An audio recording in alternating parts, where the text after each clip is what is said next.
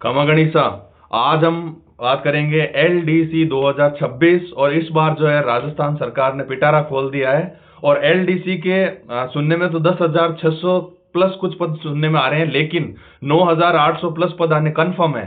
यानी पहले जो सूचना वायरल हुई थी कि 800 पदों पर एलडीसी की भर्ती आ रही है, तो वो नहीं है।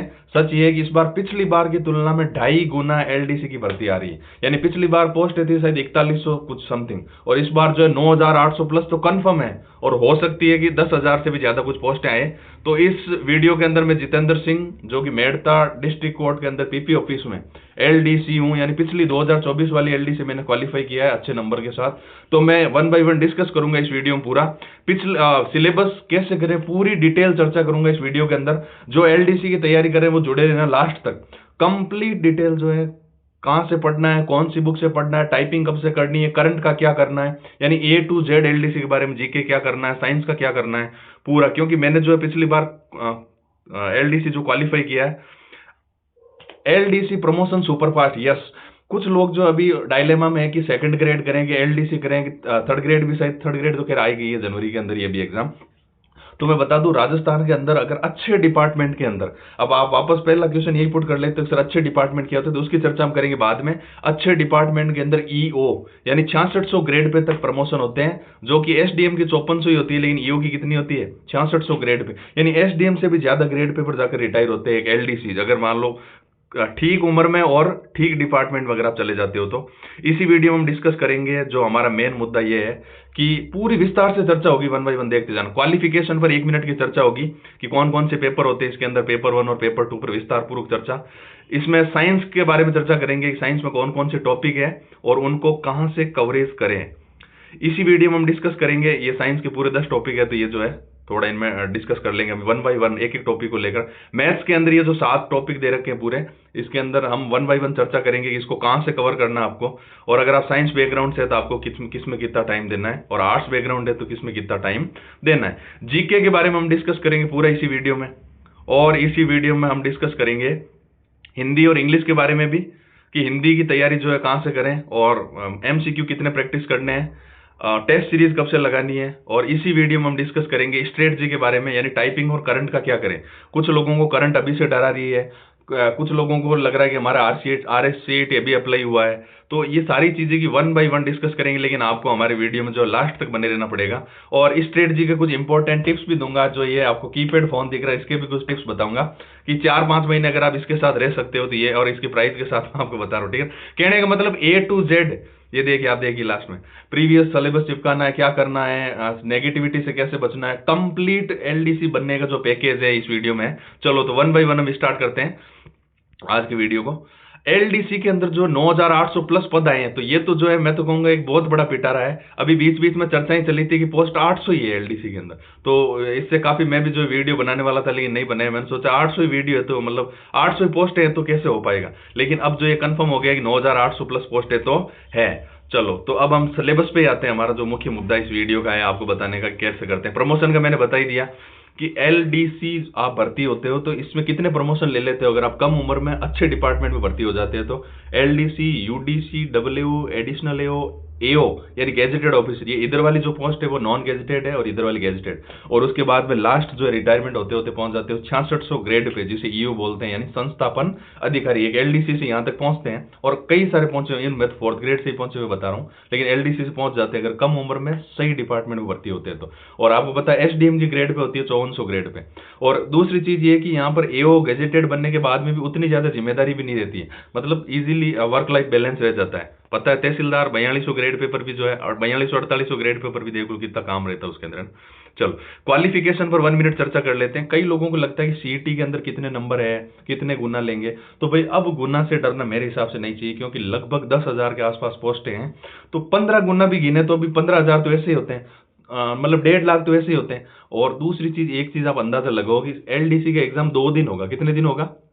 2 दिन रख रखा है ना, तो 2 दिन रख रखा है, इसका मतलब कम से कम 4-5 लाख कैंडिडेट को एग्जाम दिलवा रहे हैं। अगर आप खुद ही अंदाजा लगाओ, अगर 1-1.5 लाख कैंडिडेट को एग्जाम दिलवाना होता तो वो एक दिन वन डे एग्जाम रखते, 2 दिन में क्यों रखते हैं? तो 2 दिन में रखने का कारण है कि 1.5 से 5-4 लाख बच्चे इसके अंदर बिठाएंगे एग्जाम के अंदर। RSCIT आज की तारीख में जरूरी नहीं है। व्हाट्सएप पर बार बार मेरे पास क्वेश्चन आ रहे थे कि सर RSCIT अप्लाई किया, तो बिल्कुल अप्लाई किया तो आप अप्लाई कर देना फॉर्म, कोई दिक्कत नहीं है। और 12th में अगर आपके साइंस है तो थोड़ा एक्स्ट्रा बेनिफिट इसका मिलता ही है। अब हम ये आपको सबको पता होगा, लेकिन फिर भी मेरी दायित्व बनता है कि आपको एक बार बता दूं कि इसका पैटर्न क्या है शुरू से ही। मान लो कोई 0 से करा तो उसके लिए इसके अंदर पेपर होते हैं 2, पेपर 1 एंड पेपर 2, और इसके बाद में होती है टाइपिंग, जिसकी मैं आज चर्चा कम करूंगा, या फिर मैं तो यूं कहूंगा टाइपिंग के बारे में अभी सोचना ही नहीं है आपको बिल्कुल भी। आपको लगता होगा कि मेरी तो, कईयों को तो अलग अलग प्रकार के वहम रहते हैं। कईयों को लगता है मेरी तो अंगुलियां ही मोटी मोटी है, मेरे से टाइपिंग होगी कि नहीं होगी। कईयों को लगता है मेरी तो अंगुलियां बहुत ही ज्यादा लंबी लंबी है, मेरे से मतलब अलग अलग प्रकार की क्वेरीज आती है। तो इन सब क्वेरी से बचना आपको अभी टाइपिंग पर बिल्कुल भी ध्यान नहीं देना, आपको केवल और केवल ध्यान करना तो वो है पेपर पर। ठीक है, चलो तो पेपर 1 जो है वो होता है, उसके अंदर कितने क्वेश्चन आते हैं? पेपर 1 में क्वेश्चन आते हैं 150। कितने क्वेश्चन आते हैं? 150 प्रश्न आते हैं पेपर 1 में, और 150 ही प्रश्न आते हैं पेपर 2 में। और नंबर जो इनके होते हैं, मार्क्स होते हैं 100 मार्क्स। 100 मार्क्स ये आप जानते होंगे, लेकिन फिर भी बता देता हूं। फर्स्ट पेपर के अंदर आता है GK, science and maths. Yes, यही तो चीज है कि LDC के अंदर जो है साइंस और मैथ्स वालों का दबदबा थोड़ा रहता है। बायोलॉजी वाले भी आ सकते हैं, लेकिन क्योंकि साइंस और मैथ्स के 50 क्वेश्चन साइंस के, 50 ही मैथ्स के आते हैं, और जीके के आते हैं 50 क्वेश्चन, हिंदी और इंग्लिश के 75 क्वेश्चन आते हैं, और टाइपिंग के बारे में भी आपको सोचना नहीं है। चलो अब हम जो है 1 बाय 1 डिस्कस करते हैं कि कौन से टॉपिक में क्या पढ़ना चाहिए, क्या नहीं पढ़ना चाहिए। तो सबसे पहले जो है इसके अंदर LDC के अंदर सबसे ज्यादा दिक्कत होती है साइंस की।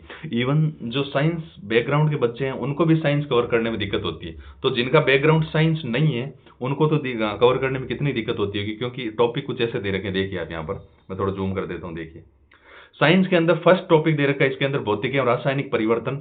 तो एक मैं क्या कि पहले ही क्लियर कर देता हूं आपको, अगर आप अलग अलग बुक में नहीं भटकना चाहते हो तो मेरी मानिए आप कि साइंस के अंदर किसी भी कोचिंग के नोट्स ले लीजिए। जैसे मान लो उत्कर्ष है, कलाम अकेडमी है, ये कुछ रेप्यूटेड इंस्टीट्यूट है। स्प्रिंग बोर्ड अगर कराता हो LDC के, देख सकते हो आप, वरना जो है कलाम अकेडमी या फिर उत्कर्ष अकेडमी के आपका कोई दोस्त जिसने पिछली LDC में कहीं कोचिंग करी हो, या फिर जो इस भर्ती में कहीं से कोचिंग कर रहा हो, साइंस के नोट्स ले लें, या फिर पाठक सर का नाम चलता है उनके आप ले सकते हैं।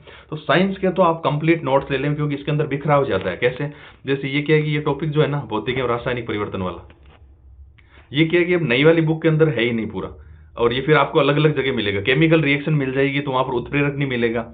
और धातु अधातु वाला टॉपिक जो NCERT के अंदर है, 10th की जो NCERT उसके अंदर है metal and non metal, carbon and it's compounds, ये पूरा पूरा टॉपिक जो NCERT के अंदर है। लेकिन यहाँ पर फिर क्या दिक्कत होगी, ये क्लोरोफ्लोरोकार्बन और फ्रीऑन पढ़ोगे तो ये वापस कहाँ नहीं मिलेगा, अभी जो नई NCERT है ना 10th की नहीं मिलेगा।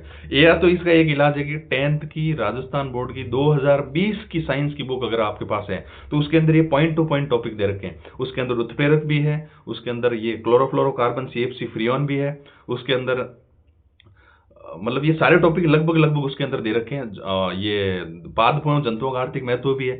तो अगर 10th की 2020 की साइंस की बुक आपको राजस्थान बोर्ड वाली मिल पाती है तब तो उससे वो तो बेस्ट है। अगर वो नहीं मिले तो फिर NCERT तो आपको पढ़नी है। इसके अलावा आपको किसी रेप्यूटेड इंस्टीट्यूट के नोट्स ले लेने हैं और उसको पढ़ देना, क्योंकि साइंस में बिखराव ज्यादा, आप कहाँ कहाँ से समेटोगे। अभी देखते चलो, आप टॉपिक देखो, आप साइंस के आगे देखो। ये मान लो जैसे विद्युत पूरा हो जाएगा, आपको विद्युत आपको NCERT में मिल जाएगा। यानी अभी जो राजस्थान बोर्ड के अंदर जो साइंस की बुक चलती है उसके अंदर इलेक्ट्रिसिटी आपको पूरा मिल जाएगा, और ये प्रकाश पूरा मिल जाएगा, परावर्तन अपवर्तन ये सब कंप्लीट आपको मिल जाएगा। लेकिन क्या नहीं मिलेगा, आगे देखना कुछ टॉपिक जो वापस आपको नहीं मिलेंगे। मैं दोनों ही आपको वे बताऊंगा आप कैसे कवर कर सकते हैं। ये आगे छठा टॉपिक अंतरिक्ष में सूचना प्रौद्योगिकी। अब इसको कहां से कवर करोगे, वापस स्पेस टेक्नोलॉजी। हालांकि इसकी एक एग्जाम कार्ड अग्रवाल की बुक आती है साइंस टेक पर, लेकिन फिर वही बता रहा हूँ कि आप LDC की तैयारी कर रहे हो तो एग्जाम कार्ड की साइंस टेक की बुक लाओगे, NCERT पढ़ोगे, 12th वाली पढ़ोगे, तो आप कहीं ना कहीं डाइवर्ट होने के चांसेस आपके ज्यादा रहेंगे। तो इससे बेटर वन वे सॉल्यूशन तो साइंस का अगर बताऊं तो किसी भी रेप्यूटेड इंस्टीट्यूट लाइक उत्कर्ष, कलाम अकेडमी, या फिर आपकी नजरों में जो लगता है बड़ा इंस्टीट्यूट जिसका नेटवर्क फैला हुआ है, उसके कोई आपका फ्रेंड या फिर फ्रेंड नहीं तो फ्रेंड का फ्रेंड, यानी म्यूचुअल फ्रेंड अगर वहां पर कोचिंग कर रहा है या फिर जिसने कर ली है, उसके अगर साइंस के नोट्स आपको मिल जाएं LDC के लिए, वो बेस्ट होंगे, क्योंकि उसमें आपको भटकाव नहीं होगा। अब आपका सवाल ये भी हो सकता है कि सर उससे अगर मान लो पूरे नंबर नहीं आए तो देखो थोड़ा सा इस तरह से मानना पड़ेगा आपको कि मान लो कि साइंस के 33 में से आपके 26 नंबर आ गए। कितने आ गए? 26। और अगर आप अलग अलग बुक से पढ़ते तो आप कितने लिए थे? 29 लिए थे बस। तो ये देख लो कि मान लो आपके 2-3 नंबर कम आ गए, लेकिन इतना तो आपको संतोष करना पड़ेगा। नहीं तो फिर आपके पास रास्ता ये है ये देखो और देखो आगे टॉपिक इन्वायरमेंटल स्टेट। अब इसके अंदर वापस आपको जो है 12th की पढ़नी पड़ेगी कुछ कुछ।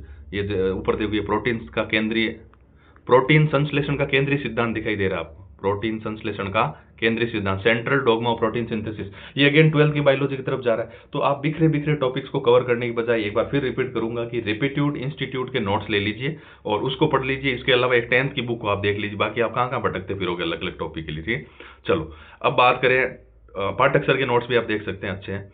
मैथ्स की बात करें, मैथ्स के अंदर 50 क्वेश्चन आते हैं और 33 नंबर के आते हैं। इसके अंदर देख लीजिए, पहला टॉपिक है वैदिक मैथमेटिक्स का। कौन सा है? वैदिक। जो मेरे हिसाब से जो पुराने बच्चे, नए वालों के तो पता नहीं पड़ा होगा उनको, पुराने उनको भूल भाल गए होंगे वो वैदिक मैथमेटिक्स क्या होती है। तो इसके लिए आप उत्कर्ष के अक्षय सर के फ्री यूट्यूब पर वीडियो देख लीजिए, उनके नोट्स बना लीजिए। कोई भी क्वेश्चन उनसे बाहर नहीं जाएगा लगभग। वैदिक मैथमेटिक्स का क्वेश्चन उन जो 5, 7, 10 लेक्चर जो भी है, वैदिक मैथमेटिक्स प्लस लघुगणक लॉगरिथम, इधर देख रखे देखो, लॉग के और वैदिक मैथमेटिक्स के मिलाकर आप अक्षय सर के या फिर अक्षय सर के देख लीजिए। उत्कर्ष पर फ्री वीडियो अवेलेबल है यूट्यूब चैनल पर, वहां से कर लीजिए। हो गया वैदिक गणित पूरा। अब बचा गुणनखंड, बहुपद समीकरण, दो अक्षरों वाले समीकरण। तो 10th के अंदर मैथ्स की बुक के अंदर एक चैप्टर है लीनियर इक्वेशंस ऑफ 2 वेरिएबल्स, तो वहां से ये पूरा कवर हो रहा है। ये तीसरा चैप्टर टॉपिक जो है अनुपात समानुपात, लाभ हानि, साझा, ब्याज, ये वो टॉपिक है जो आप हर एग्जाम के अंदर पढ़ते हो। चाहे आप पूरे भारत में किसी भी परीक्षा की तैयारी कर लो, जिसके अंदर मैथ्स आती है उसमें अंदर अनुपात, समानुपात, प्रतिशतता, लाभ हानि, साझा, सरल ब्याज, ये सारी चीजें आती है कि नहीं आती। अब अगर कोई फ्रेशर है तो वो क्या करे, तो उसको जो है मैथ्स के अंदर अगेन किसी रेप्यूटेड इंस्टीट्यूट के नोट्स ले लेने चाहिए, और अगर समझने में दिक्कत है तो उसको वीडियो कोर्स ले लेना चाहिए मैथ्स का। क्योंकि ये टॉपिक जो अब आप पहली बार करोगे, अनुपात समानुपात, तो आपको हवा ही नहीं लगेगी। इवन हवा लग जाएगी तो आपसे क्वेश्चन सोल्व नहीं होंगे, राइट। मेरा कहने का मतलब आपको समझ में आएगा तो फिर क्वेश्चन नहीं सोल्व होंगे, क्योंकि वहां पर टाइम का भी तो लिमिटेशन रहता है। आप पिछले एलडीसी का पेपर देखिए, तो ट्रिक्स के साथ पढ़ना जरूरी है ना इनको, अनुपात समानुपात वगैरह को, ठीक है।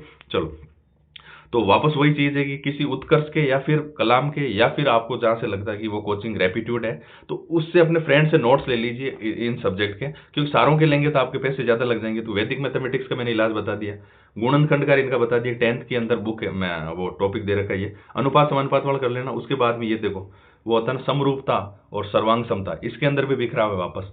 अब एक साइड मेरे साथ समरूपता तो दे रखा कक्षा 9 के अंदर, और सर्वांग समता दे रखा शायद कक्षा 10 के अंदर। तो कहाँ 9th की और 10th की दोनों की बुक लाना, फिर उनसे एक एक टॉपिक करना, ये भी थोड़ा सा आपके लिए डिफिकल्ट रहेगा। लेकिन ऑनलाइन कुछ चीजें आप पीडीएफ के रूप में देख सकते हैं, यहाँ से क्वेश्चन सोल्व कर सकते हैं। आकृतियों का क्षेत्रफल वगैरह ये पूरा का पूरा 10th के अंदर है। तो मैथ्स के अंदर वन स्टॉप सॉल्यूशन अगर आपको बताऊं तो 10th की जो बुक है मैथ्स की, वो आपको पास रखनी है। क्योंकि उसके अंदर ये देखो 7वां टॉपिक है ना लास्ट में, कौन सा है कि आंकड़ों, ये सारे घनाभ, शंकु, बेलन, क्षेत्रफल, ये सब मिल जाएंगे आपको 10th की मैथ्स की बुक के अंदर। ये भी मिल जाएगा आंकड़ों का चित्रों द्वारा निरूपण, केंद्रीय प्रवृत्ति के मापक। केंद्रीय प्रवृत्ति के मापक होते हैं मतलब मेजर्स ऑफ सेंट्रल टेंडेंसी, इनको बोलते हैं माध्य, माध्यक और बहुलक जो होते हैं, वो आपको 10th की स्टेटिस्टिक्स, सांख्यिकी वाले चैप्टर के अंदर मिल जाएंगे। तो most of the topic maths के मिल जाएंगे कक्षा 10 की गणित के अंदर।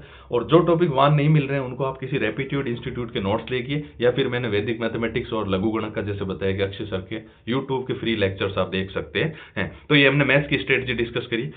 50 क्वेश्चन आते हैं मैथ्स के, तो इसमें भी आपको ध्यान लगाना है। आगे हम डिस्कस करते हैं कि जीके के अंदर क्या करें। तो मैं तो कह रहा हूं जीके के अंदर कुछ भी नहीं करना है। जो फ्रेशर है उनके लिए जरूर मैं कुछ बताऊंगा, बाकी पुराने वालों को जिन्होंने जहां से जो पढ़ा उसको वहीं से पढ़ लो, क्योंकि बार बार आप क्या नोट्स बनाओगे। टोटल 50 क्वेश्चन आने हैं, और मैंने यहाँ पर एक चीज देखो लॉजिकल लिखी है कि 33 मार्क्स आउट ऑफ 300, यानी जीके का जो वेटेज है 300 में से कितने नंबर का है, ओनली 33 नंबर का वेटेज है। तो इसके लिए आप 300 में से 33 मतलब 11% ही नहीं है पूरा। तो कहने का मतलब आप खुद अपना अंदाजा दिमाग लगाइए इतना तो, कि 33 नंबर के लिए क्या आप अपना पूरा समय खराब करना चाहेंगे क्या। तो आपको पढ़ लेना ये। और आपको कोई दिक्कत हो तो मैंने व्हाट्सएप की जगह अब की बार आपको ट्विटर के बारे में बताया, क्योंकि जो है व्हाट्सएप पर ज्यादा मैसेज आने लग गए मेरे।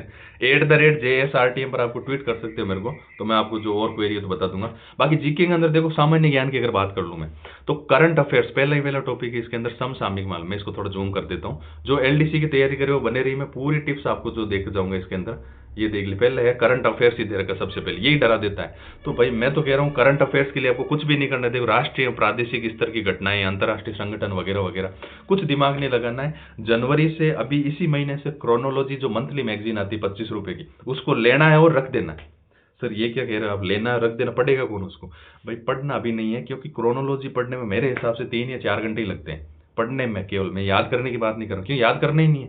क्रोनोलॉजी को अगर जिसने 3 बार पढ़ दिया, जैसे मान लो जनवरी वाली क्रोनोलॉजी है, फरवरी की इकट्ठी कर ली, जुलाई तक इकट्ठी कर दी, मान लो आपने जून के लास्ट में एक जनवरी की क्रोनोलॉजी उठाई 3-4 घंटे में पढ़ दोगे, 3 घंटे में आप पढ़ दोगे, सेकंड टाइम आप 1.5 घंटे में पढ़ दोगे, और थर्ड टाइम आप हल्का सा सरसरी निगाह में देख सकते हो। तो कहने का मतलब मैगजीनों को केवल 5 या 6 दिन ही देना लास्ट में, ऐसा नहीं अभी से करंट करंट करंट करते जाओ भाई। टोटल तो वेटेज 33 नंबर का है, जीके का कंप्लीट वेटेज कितना है 33 नंबर, 300 में से 100 नंबर की टाइपिंग मिला के 300 होते हैं ना, तो कुल ही वेटेज जब 33 नंबर का, तो उसमें उतना क्यों ज्यादा दिमाग लगाएं। उसके बाद में टॉपिक की बात करें भूगोल की, तो बिल्कुल जो टॉपिक आपके सिलेबस में है ना उनको ही पढ़ना आपको। कोई बोले कि सर नदियां नहीं दिख रही, तो नहीं लिख रही नहीं पढ़नी है, इसमें क्या है भाई।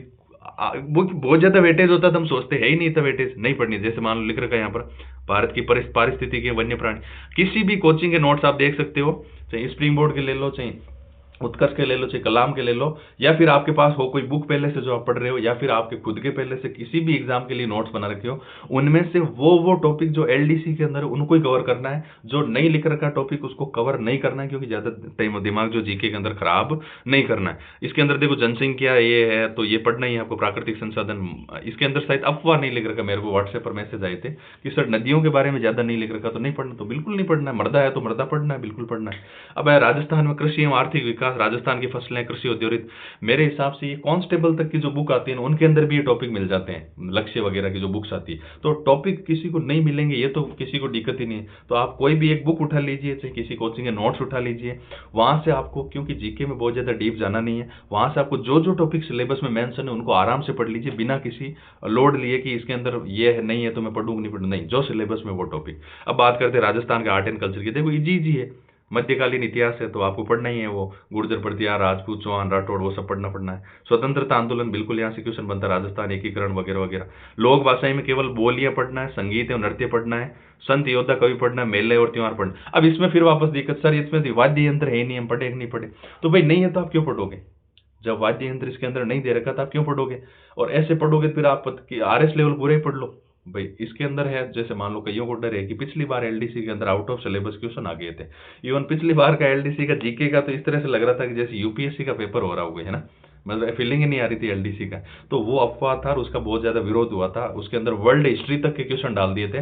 तो पिछले पेपर को देखकर अगर आप कंफ्यूज होते हो कि हमें क्या क्या जीके में पढ़ना चाहिए, तो ये गलतफहमी है। इस बार ऐसा नहीं होगा, वो हो गया था और उसका काफी विवाद हुआ था। इवन एक बार तो पेपर कैंसिल तक की बातें उठने लग गई थी, इतना आउट ऑफ सिलेबस था। 41 क्वेश्चन आउट ऑफ सिलेबस आ गए थे हमारे वाले एलडीसी के अंदर। तो ये तो मतलब पिछली बार गड़बड़ी हुआ था, है ना। राजस्थान का इतिहास बिल्कुल, ये देखो औद्योगिक विकास हो गया, तो कच्चे माल है, औद्योगिक क्षेत्र, मैं बता रहा हूँ जो बेसिक बेसिक बुक आती है ना, लक्ष्य की हो गई, चाहिए आप कोई भी बुक ले लो उसके अंदर ये टॉपिक मिल जाते हैं। ऐसे नहीं कि नए टॉपिक है या कोई फिर आपको दिखेंगे नहीं कहीं पे ना। तो जीके के अंदर ज्यादा दिमाग लगाना नहीं है, आपके पास जो टॉपिक है वो कंटेंट अगर है तो वो पढ़ लो, नहीं तो किसी भी बुक से जिसके अंदर जीके की अगर वो बुक है उसके अंदर जो टॉपिक आपके मेंशन है वो पढ़ लो, क्योंकि उसके अंदर वही चीजें होनी है। बस कोई 2 पॉइंट जोड़ देता है, कोई घटा देता है, उससे कोई ज्यादा फर्क पड़ना नहीं। अब बात करते हैं हिंदी के लिए क्या करें सर, हिंदी के लिए क्या करें।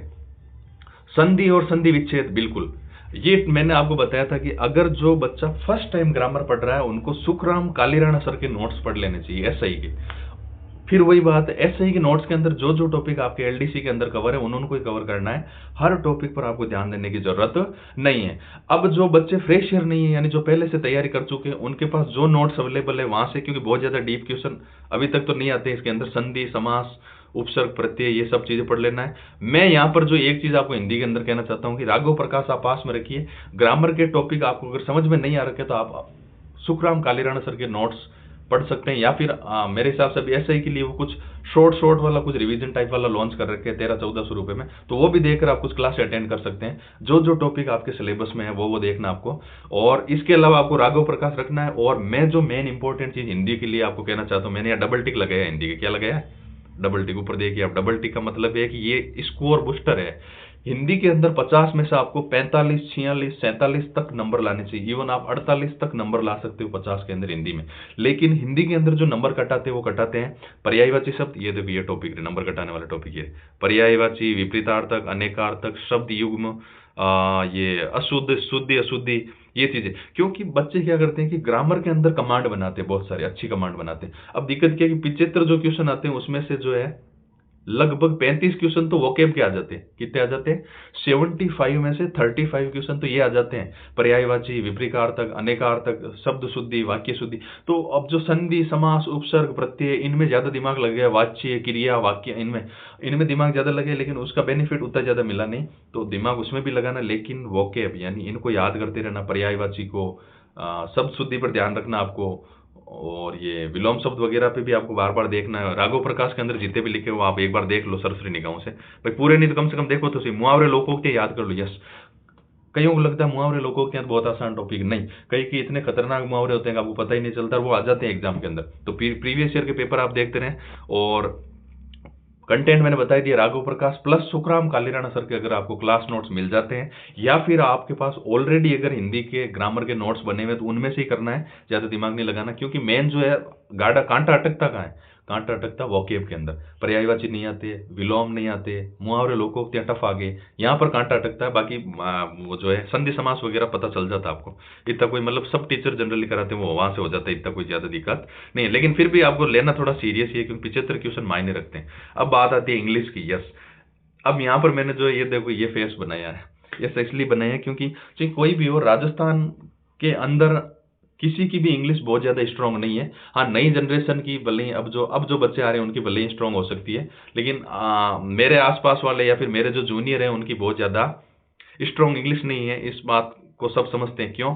क्योंकि जो है ज्यादातर बच्चे हिंदी मीडियम से पढ़े हुए हैं, और तो उनकी जो है इंग्लिश के अंदर उनको ग्रामर अच्छी नहीं है। और इंग्लिश मीडियम से भी अगर कोई बच्चा पढ़ा हो तो भी उसकी भी ग्रामर अच्छी नहीं है। तो इंग्लिश का मैंने वन स्टॉप सॉल्यूशन आपको बता रखा है कि रवि मौर्य सर की Utkarsh classes for free 100+ videos available है, उनको आप देख लीजिए और उनके नोट्स बना लीजिए, उनके क्वेश्चन प्रैक्टिस कर लीजिए। मैं गारंटी दे रहा हूं कि रवि मौर्य उत्कर्ष यूट्यूब पर जो फ्री लेक्चर्स है वैसा कंटेंट आपको पैसे देकर भी किसी कोचिंग में नहीं मिलेगा। लेकिन अगर फिर भी आप पैसे लगाने के शौकीन है तो आप लगा सकते हैं।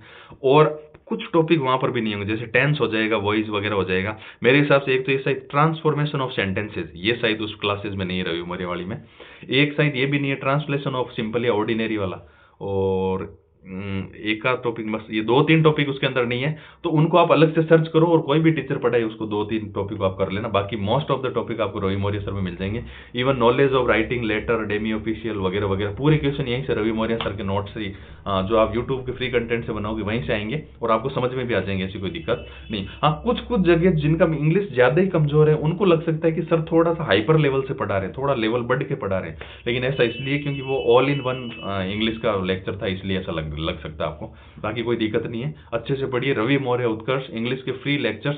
प्लस इसके अंदर भी दिक्कत होती है कि यहाँ पर ग्रामर तो पढ़ लेते हैं, टेंस पढ़ लिया, एक्टिव पढ़ लिया, नरेशन पढ़ लिया, लेकिन दिक्कत होती है वोकैब सेक्शंस, एंटोनिम्स नहीं होते, सिनोनिम नहीं होते, वन वर्ड नहीं होते, कंफ्यूजेबल वर्ड्स नहीं होते। इनका रामबाण सॉल्यूशन सबसे परफेक्ट अगर कोई बुक देखी जाए तो वह SP बख्शी। मैंने तो ये देखा है कि यूपीएससी NDA के अंदर हो गया, चाहिए कोई भी एग्जाम हो जाए, वोकेब जो प्रश्न उठते हैं वो सीधे सीधे SP बख्शी से ही उठते हैं। उसके अंदर जितने भी दे रखे हैं उनमें से उठ जाते हैं प्रश्न ज्यादातर। लेकिन अब सिनोनिम एंटोनिम क्या कि बहुत ही ज्यादा है, उसके अंदर भी खूब सारे दे रखे हैं। तो आप प्रीवियस ईयर क्वेश्चन देखिए। और अब ये है ना, मतलब हिंदी मीडियम वालों की यहाँ गाड़ी राम भरोसे ही रहती है, चाहे कोई कितना भी गिल है। सिनोनिम एंटोनिम्स अब फंस गया तो फंस गया, नहीं फंसा तो नहीं फंसा। तो अब इसके अंदर अब ज्यादा क्या लोड लोगे, बस आपको थोड़ा सा जो है जो जो आपको ठीक लगे उनको आपको मार्क करके रिवीजन कर लेना है, पढ़ लेना अच्छे से। लेकिन ध्यान देना, वन वर्ड सब्सटीट्यूशन सीधे सीधे वहां से फंस जाएंगे। और मेरे हिसाब से बहुत ज्यादा दे भी नहीं रखे वन वर्ड उसके SP बख्शी के अंदर। अब रही बात, किसी के पास SP बख्शी नहीं है तो वो क्या करे? तो जो भी आपके पास बुक है, लेकिन कहने का मतलब है वोकेब सेक्शन पर आपको अच्छा ध्यान देना है। ग्रामर के जितना ही ध्यान उस पर देना, कहीं ऐसा नहीं हो कि डायरेक्ट इनडायरेक्ट सही करके आगे, वो ग्रामर पूरी लगभग सही करके आगे, लेकिन आपका कांटा वहां अटक गया। वो बोलते हैं ना, कश्ती वहां डूबी जहां पानी कम था। तो मान लो वोकेब के अंदर आप जो नहीं, कहीं ज्यादा नहीं फंस जाए। हाँ, एंटोनिम सिनोनिम की गाड़ी सबकी राम भरोसे ही चलती है, तो उसमें ज्यादा टेंशन नहीं लेना। अगर आपके बाइलक अगर अच्छे रहे तो सही फंस जाएगा, नहीं फंसा तो नहीं फंसा। भाई पूरा 50 क्वेश्चन पूरे सही, 50 में से 50 हमें लाने नहीं इंग्लिश में, 35-37 तक का टारगेट पूरा हो जाएगा जो मैंने कंटेंट बताया उससे। अब एक और क्वेश्चन आता है सर, टाइपिंग और करंट का क्या करें? तो मैं कह रहा हूं कि टाइपिंग का भी सोचना ही नहीं है, करंट अभी पढ़ना ही नहीं है। आप बोल रहे सर क्या डायरेक्ट ही कह रहे हो कि टाइपिंग का सोचना ही नहीं है, करंट पढ़ना ही नहीं है। जिसको रियल में इस LDC एग्जाम के अंदर क्वालिफाई करना है, क्योंकि इतनी बड़ी भर्ती आ रखी है, 9,800+ पोस्ट है, इवन 10,000+ की भी बातें चल रही है, तो अगर आप टाइपिंग में अभी से इन्वॉल्व हो गए तो आपकी पढ़ाई पूरी डिस्टर्ब हो जाएगी। करंट आपको पढ़ना नहीं है, क्योंकि टोटल जीके का ही 10% वेटेज है, तो करंट कितना आ गया, आप क्या दिमाग लगाते हो उसके अंदर? तो क्यों फालतू टाइम खराब कर रहे हो? मंथली जनवरी से लेकर जुलाई तक की क्रोनोलॉजी, हर महीने जैसे ही नया महीना लगे मार्केट जाओ, क्रोनोलॉजी खरीद के रख दो, पढ़ना नहीं, रख देना है। और जब लास्ट का महीना है जून के अंदर, आपको सभी क्रोनोलॉजी को जो है एक बार, दो दो तीन तीन बार सरसरी निगाहों से पढ़ देना। मेरे हिसाब से ये काम करने में 4 या 5 दिन लगते हैं, तो 4-5 दिन में करंट अफेयर कर देना। लास्ट का ताजा ताजा पढ़ा हुआ आपको याद भी रहेगा, राइट? अभी से पढ़ोगे फिर भूलोगे फिर याद करोगे, जितने क्यों टाइम खराब करना करंट के अंदर। और टेस्ट सीरीज के अंदर कई बच्चे जो है दिमाग खराब करेंगे, टेस्ट कब से करना है? तो भाई टेस्ट अगर आप घर पे तैयारी कर रहे हो ना, तो आपको टेस्ट की अभी चिंता नहीं करनी। अप्रैल तक आपको केवल और केवल तैयारी करनी है और पिछले सालों के प्रश्न देखने हैं। यस, प्रीवियस ईयर क्वेश्चन, खासकर 2024, यानी हमारे वाले एलडीसी वाले प्रश्नों पर ज्यादा दिमाग मत लगाना, क्योंकि वो अधीनस्थ बोर्ड का अभी 2020 के बाद में सही टफेस्ट पेपर था, थोड़ा अलग उलुल जुलुल टाइप वाला था, out of syllabus paper, right? तो उसमें ज्यादा दिमाग नहीं लगाना। बाकी प्रीवियस 2018 वाले एलडीसी के पेपर्स आप अच्छे से एनालिसिस करिए। और है एक गोल्डन अपॉर्चुनिटी, क्योंकि हमारे टाइम जो एलडीसी आई थी उससे 2.5 गुना तक पद है इसके अंदर, और आगे जो है पद आने की संभावना कम है, क्योंकि 4th ग्रेड से फिर एलडीसी प्रमोशन वाले आ जाएंगे। अब मैं जाते जाते आपको एक स्ट्रेटजी बता देता हूँ, कुछ इंपॉर्टेंट टिप्स, क्योंकि पढ़ाई के अलावा भी कुछ चीजें जरूरी होती है। एक तो है कि 2024 वाला पेपर जो है आप चिंता नहीं करनी है, यहाँ पर मैंने लिख दिया है कि 2024 वाले पेपर को देखकर अगर आप डर रहे हो, हमारे वाले एलडीसी वाले पेपर को देखकर आप डर रहे हो, तो डरना नहीं आपको, वो अफवाह था। सिलेबस चिपका कर रखे रूम में, हो सके तो 2 जगह चिपका लें, और प्रीवियस पेपर हफ्ते में एक आध बार आपको देखते रहना है। जैसे मान लो 2018 वाले पेपर जो एलडीसी के हैं, 2013 वाले, उनको आपको बार बार देखते रहना कि किस टाइप का ट्रेंड रहता है, इसमें क्वेश्चन किस तरह के आते हैं, और मैं कहाँ पढ़ रहा हूँ, कहीं मैं लाइन पे जा रहा हूँ या फिर मैं इधर उधर ही घूम रहा हूँ, ऐसे ना। अगर आप ठीक है तो अपने आराध्य का सिमरन करते रहे। यस, क्योंकि मैं स्ट्रेटजी बता रहा हूँ, तो यस, होता क्या है कि जर्नी के अंदर कई चीजें नेगेटिविटी करवाती है। जैसे मान लो जिसके 4th ग्रेड में कम नंबर आ रहे हैं, जिसकी वीडियो पटमार में रैंक कम आ गई, तो उसको बार बार वापस डर सता था कि मेरी रैंक तो 15,000 थी, और मेरे तो जो है वापस एलडीसी के अंदर तो सीटें वापस मेरे को 5,000 में आना पड़ेगा। भाई 10,000 पोस्ट है तो 4-5 हज़ार में आना पड़ेगा ओबीसी डब्ल्यूएस मेल को, तो उनको लगता है मेरा होगा कि नहीं होगा, मेरा होगा कि नहीं होगा। तो बार बार ये चीजें जब आती है तब आप अपने आराध्य का सिमरन करते रहें। इससे क्या होगा कि आपको पॉजिटिविटी बनी रहेगी और आपको कॉन्फिडेंस रहेगा कि मैं कर रहा हूँ। और जैसे मान लो कोई बालाजी का भगत है तो बालाजी करवाएंगे, मैं अपना काम कर रहा हूँ। शिव जी का है तो शिव जी के 1 लोटा जल, सब समस्या का हल, राइट? प्रदीप मिश्रा वाली बात। तो कहने का मतलब इससे हो गया क्या कि आपकी पॉजिटिविटी बनेगी। मैं नहीं कह रहा कि भगवान आपका सिलेक्शन करवा देंगे, बट इससे आप पॉजिटिव बने रहेंगे और अपने रास्ते पर अगर बढ़ते रहेंगे कंटिन्यूटी मेंटेन रखेंगे, तो सिलेक्शन तो आपका होना ही होना है। सोशल मीडिया से आप दूरी बना सकते हैं, जैसे मैंने तो बनाई थी। मैं जो है कीपैड फोन रखता था काफी टाइम से बीच में, हालांकि मैं ट्विटर चला लेता था अपनी मिसेज के फोन के अंदर। मैं मैरिड हूं तो जो है वहां पर जो कभी कभी मैं ट्विटर ओपन जरूर कर लेता था, बट व्हाट्सएप वगैरह पर मैं एक्टिव नहीं था through out the preparation. Even मैं कुछ और भी एग्जाम की तैयारी कर रहा था, थ्रू आउट द प्रिपरेशन मैं तो एक्टिव नहीं था सोशल मीडिया पर। अगर कोई हैंडल कर पा रहा है सोशल मीडिया को तो कर सकता, नहीं तो उनके लिए मैंने विकल्प दे दिया है, जो जिनसे हैंडल नहीं हो रहा सोशल मीडिया, तो वो कुछ टाइम के लिए अपनी सिम इस फोन के अंदर डाल लो। सैमसंग वाला ऐसा कोई फोन लियो, 999 रुपए में आ जाएगा, आपने लिख रखी है प्राइस, है ना, अभी ऑफर भी चल रहा है। तो ऐसा फोन लियो और 5-6 महीने इस पे रहो, केवल कॉलिंग के लिए बस। उसके सोशल व्हाट्सएप इंस्टाग्राम वगैरह से थोड़ी डिस्टेंस बना कर रखो। हाँ, फिर भी अगर किसी को लगता है नहीं नहीं मुझे तो इससे कोई फर्क नहीं पड़ता है और मेरा तो माइंड वैसे ही शार्प है और मैं तो कैरी कर सकता हूँ सोशल मीडिया के साथ, तो वो थोड़ा थोड़ा यूज कर सकते हैं। बट मेरी पर्सनल राय, ओपिनियन यही है कि आप एक ऐसा फोन ले लो, क्योंकि आपके जितने भी आपके चहेते रिश्तेदार हैं उनसे बात इससे हो जाएगी। और किसी को बर्थडे अगर किसी का विश छूट गया तो उससे कोई पाप या गुनाह नहीं हो जाएगा। मेरे कहने का मतलब इसीलिए तो करते हो आप, बर्थडे विश देखना, ये देखना, तो उनको नहीं देखोगे तो उससे कोई फर्क नहीं पड़ जाएगा। जब आप सेलेक्ट हो जाओगे तो बाद में इन चीजों में आप इन्वॉल्व हो सकते हो। सोशल मीडिया से दूरी रखनी है आपको, मेरा ऐसा मानना है। और शादीशुदा महिलाएं जो है होली के बाद में 3 महीने अपने मायके ही रहें। अच्छा, अब बोलोगे सर, कोई बोल रहा है कि सर हम थोड़ी तैयारी कर रहे हैं। अगर आपका हस्बैंड तैयारी कर रहा है, जैसे मैं खुद शादीशुदा हूँ, तो उनको मैं टिप्स दे रहा हूँ होली के बाद जो शादीशुदा महिलाएं वो मायके रहे, अगर वो खुद तैयारी कर रही है तब भी उनको वहां रहना है, क्योंकि 3-1 महीने उनको अलग से गैप में केवल पढ़ाई के बारे में सोचना और वहां पर फुल तैयारी करनी है। और अगर उनके हस्बैंड तैयारी करें तब भी उनको वहां पर रहना, ताकि वो अपना जो है फोकस पूरा का पूरा केवल एग्जाम पर कर सकें। क्योंकि फिर कई तरह की जिम्मेदारियां परिवार की, ये वो, तो उन सब चीजों से मुक्त होकर होली के बाद में जो है शादीशुदा महिलाएं मायके रहें। अगर खुद तैयारी कर रही है तो भी बेनिफिशियल, और अगर आपके पतिदेव जो तैयारी कर रहे हैं तो भी बेनिफिशियल। तो मैंने आज जो है पूरी विस्तार से एलडीसी के बारे में चर्चा करी A to Z। फिर भी अगर किसी को दिक्कत हो तो @JSRTM जितेंद्र सिंह राठौड़ से मेरा ट्विटर अकाउंट है, वहां पर जो आप मुझे मैसेज कर सकते हैं। जाते जाते मैं एक मोटिवेशन दे देता हूँ कि कोशिश कर हल निकलेगा, आज नहीं तो कल निकलेगा। अर्जुन सा लक्ष्य रख, निशाना लगा, मरुस्थल से भी जल निकलेगा। मेहनत कर, पौधों को पानी दे, बंजर में भी फिर फल निकलेगा, बंजर में भी फिर फल निकलेगा। तो आप कंटिन्यूटी मेहनत करते रहिए, एक ना एक दिन जो है आपकी सफलता जरूर जो आपकी मेहनत रंग लेकर आएगी।